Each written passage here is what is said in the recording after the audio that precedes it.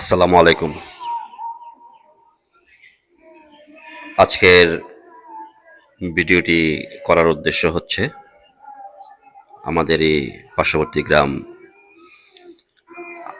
আলিয়াবাদের আবুল ভাইয়ের মৃত্যুকে কেন্দ্র করে শুরুতেই পড়ে নিচ্ছি ইন্না লিল্লাহি ওয়া ইন্না ইলাইহি রাজিউন।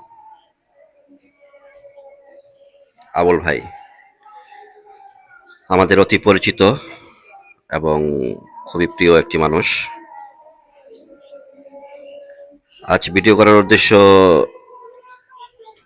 একটি, সেটি হলো আবুল ভাইয়ের মৃত্যু এবং তার মায়ের মৃত্যুর ঘটনাটা।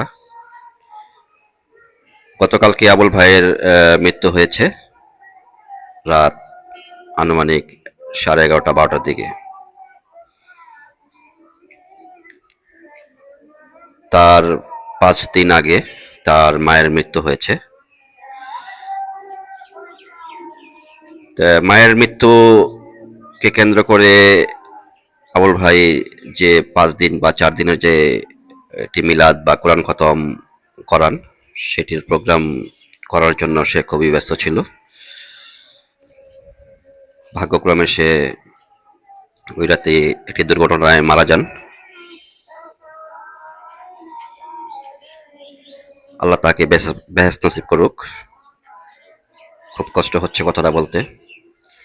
তার মায়ের মৃত্যুর একটি শোক বলতে না বলতেই পরিবারে নেমে আসলো আরেকটি শোক। তাই তার মায়ের অনুষ্ঠানটি করতে পারল না সে। অত্যন্ত হৃদয় বিদারক একটি ঘটনা, সত্যি। আমি তার পরিবারকে সান্ত্বনা দেওয়ার মতো কিছু নেই, ভাষা নেই। আজ তার দাফন সম্পন্ন হয়েছে। আমি আল্লাহর কাছে একটি কথাই বলবো, তার জীবনের ভুল ভ্রান্তি ক্ষমা করে দিয়ে আল্লাহ যেন তাকে বেহেশত নসিব করুক। সবাই বলেন আমিন। মৃত্যু এমন একটি জিনিস, অনিবার্য, কিন্তু কিছু কিছু মৃত্যু মানুষের হৃদয়কে নাড়া দেয়।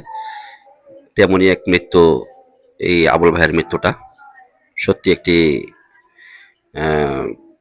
হৃদয় বিদায়ক ঘটনা, যা মন থেকে মেনে নেওয়া যায় না, কিন্তু এটা মানতেই হবে।